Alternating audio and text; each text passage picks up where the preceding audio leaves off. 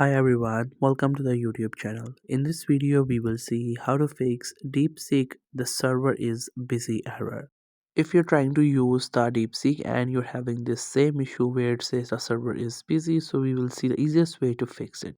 So first you have to make sure that you're connected to a stable internet or maybe mobile data. If you have both of them, then the issue may be because of that. So if you fix it, the issue will be resolved.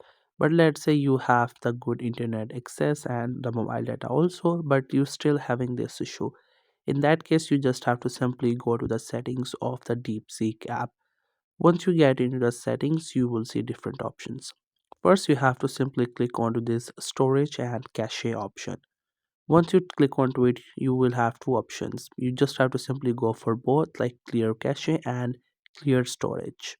By doing that, you will get log out of your account, but don't worry, we will get login back.